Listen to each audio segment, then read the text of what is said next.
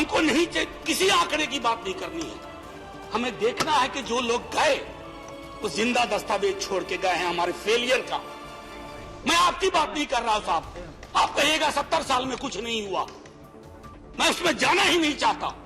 ये collective failure है 47 से लेकर अब तक की सारी सरकारों का। उससे पहले माफीनामा उन तमाम लोगों को जिनकी मौत को भी हम एक्नॉलेज नहीं कर रहे हैं, और कहता हूं कि ये भरोसा इस सदन का है कि हम सबको एक साझा माफीनामा उन लोगों के नाम भेजना चाहिए जिनकी लाशें गंगा में तैर रही थी। किसी ने कह दिया ये, किसी ने कह दिया वो। राजीव सातव की उम्र थी जाने की इस दुनिया से। रघुनाथ महापात्रा जब मिलते थे गले लगाते थे, बोलते थे जय जगन्नाथ। अचानक में वो नहीं है। ये पीड़ा व्यक्तिगत है, आंकड़ा मैं नहीं कहना चाहता हूं, मेरा आंकड़ा, तुम्हारा आंकड़ा, अपनी पीड़ा में आंकड़ा ढूंढिए। एक व्यक्ति नहीं है इस देश में, इस सदन में, सदन के बाहर, उस सदन में जो ये कहे कि उसने किसी जानने वाले को ना खोया हो। सर पीड़ा कह सकता हूं। ऑक्सीजन के लिए लोग फोन करते थे, हम अरेंज नहीं कर पाते थे। लोग समझते हैं सांसद है ऑक्सीजन पिछा देगा। 100 फोन में पूरे दिन में शाम को बैठ के देखते थे, सक्सेस रेट 2, सक्सेस रेट 3। हमको कौन सा आंकड़ा कोई बताएगा साहब? कोरोना संक्रमण के दौरान हुई मौतों के बारे में केंद्र सरकार का कहना है कि ऑक्सीजन की कमी की वजह से एक भी मौत रिपोर्ट नहीं हुई है। इस मसले को लेकर केंद्र और विपक्ष में तकरार काफ़ी बढ़ गई है। एक बात तो साफ है कि कोरोना की दूसरी लहर के दौरान देश के अलग अलग हिस्सों में जो तबाही का मंजर था, उस तबाही को देखकर तो बस बिना ही कहे भले दीनदयाला वाली स्थिति है। दिल्ली हो, मुंबई, कलकत्ता, आगरा, लखनऊ, 15 घंटे तक लाशें जल रही थी। लाशों के लिए वेट करना पड़ रहा था। ऑक्सीजन की भारी किल्लत के चलते लोगों के हालात पस्त थे। ऑक्सीजन की कमी और रेमडेसिविर जैसे अन्य चिकित्सा उपकरणों की कमी से पूरा ट्विटर भरा पड़ा था, जिस पर राज्यसभा सांसद मनोज झा ने सरकार पर निशाना साधते हुए मृतकों के परिजनों से माफी मांगने की बात कही। आगे क्या कुछ कहा आप जरूर सुनिए। प्रोफेसर मनोज झा। शुक्रिया वाइस चेयरमैन साहब।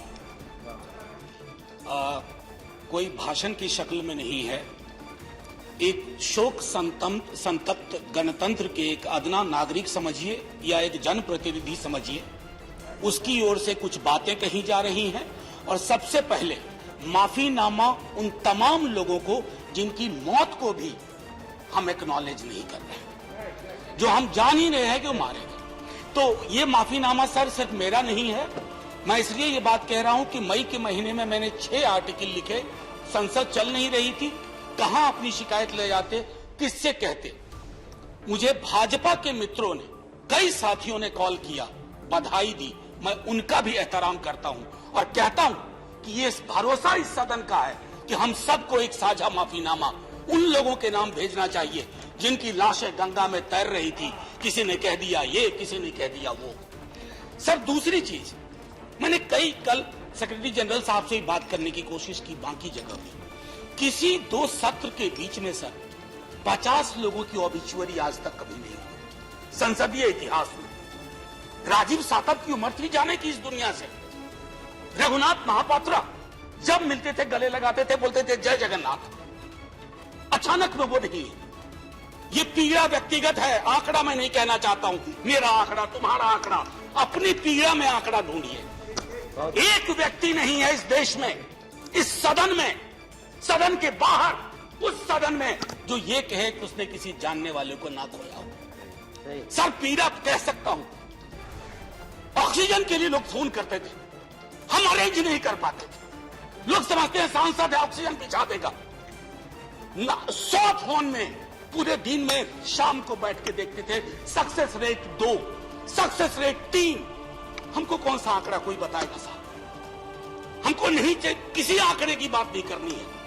हमें देखना है कि जो लोग गए वो जिंदा दस्तावेज छोड़ के गए हैं हमारे फेलियर का।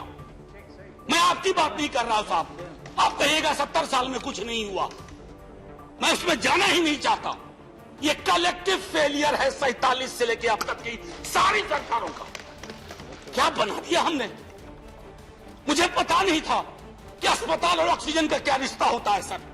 ईमानदारी से कहता हूं, मैं मेडिकल बैकग्राउंड से नहीं आता हूं। सुबह से लोगों को दिखता था ऑक्सीजन ऑक्सीजन रेमडेसिविर। मैं तो दवाइयों के नाम तक शुरू में सर प्रोनाउंसिएशन चेक किए कि कैसे उच्चारण करूंगा।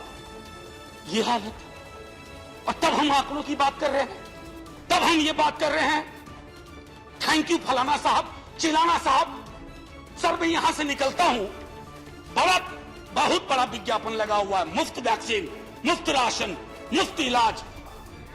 सर एक मिनट, मैंने किसी नहीं, please I don't want my time. मैं किसी दल की ओर से आज नहीं बोल रहा हूं, मैं दावे के साथ कहता हूं, मैं लाखों लोगों की ओर से बोल रहा हूं जो यहां बोलना चाहते हैं। अब मेरी बात सुनिए, आज शिकायत नहीं कर रहा हूं आपसे, ये वेलफेयर स्टेट है ना। एक साबुन की टिकिया अगर कोई गरीब गांव में खरीद रहा है ना सर, तो अडानी अंबानी के बराबर का करदाता है। आप उसको कह रहे हो मुफ्त वैक्सीन, मुफ्त इलाज, मुफ्त राशन। नहीं साहब, कुछ मुफ्त नहीं है, उसका स्टेट है, इस वेलफेयर स्टेट का कमिटमेंट है। उसको आप डिनाइग्रेट मत करिए, डेमोनाइज मत करिए, उसे बौना मत बनाइए, ये आग्रह है मेरा। सर मैं इससे पहले की कुछ और बातें कहूं, मेरे पास अभी वक्त है। सर इस कोरोना को मैं भी मानता हूं, मेरे पूर्व के वक्ता कुछ कह रहे थे, ये चैलेंज है हमारे लिए सर। बहुत बड़ी बड़ी बातें नए नए कानून की हो रही है। राइट टू हेल्थ की बात क्यों नहीं करते हम लोग?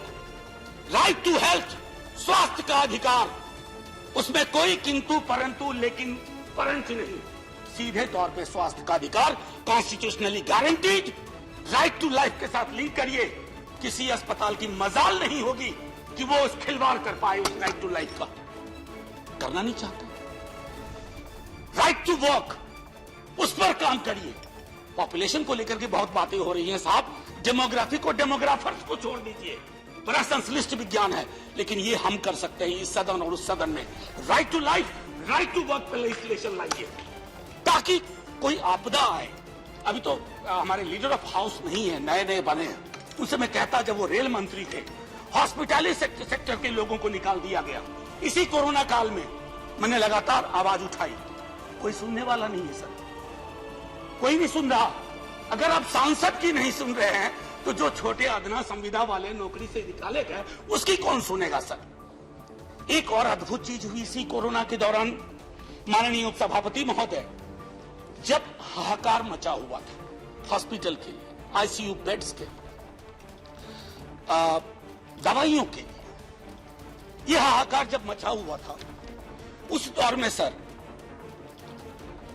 कई चीजें हुई, जिसमें से एक जो महत्वपूर्ण चीज मैं जिसका जिक्र करूंगा, उस हाहाकार में सरकारें, मैं सिर्फ केंद्र को नहीं कह रहा, कई राज्य सरकारें भी नदारद थी। वो 1.5 महीना कैसे बिताया है इस मुल्क ने, हमारे सदन के कोई लोग बड़े मुश्किल से बच के आए, हमें नाम नहीं लूंगा, पूरे देश ने वो वक्त कैसे बिताया है, नाइटमेयर की तरह लगता है सर, डरावना लगता है। एक मेरा स्टूडेंट पढ़ा है, वो 37 साल का, हॉस्पिटल का बेड जब तक मैंने अरेंज किया वो दुनिया छोड़ के जा चुका था। मैं इसलिए बार बार इसको किए इसलिए ये कह रहा हूं कि इसमें व्यक्तिगत पीड़ा को ढूंढिए, तब हम इसका निदान ढूंढ पाएंगे। मेरी नाव तुम्हारी नाव, मेरा काल तुम्हारा काल, ये तो बहुत कुछ हुआ, इस भौकाल से आपको कुछ हासिल नहीं होगा। सर बस 1 मिनट और लूंगा, जो मैं कहना चाह रहा था। सर एक खत मैंने मृतात्माओं के नाम लिखा, कुछ कर नहीं पा रहा था, बेबसी में एक खत लिखा, जो लोग इस दुनिया से चले गए, उसमें कुछ मैंने सलाह दी थी सर सरकार से। और ये जो उस बीच में कहा गया कि सरकारें फेल नहीं की, सिस्टम फेल कर गया। अरे साहब ये सिस्टम कौन क्या है?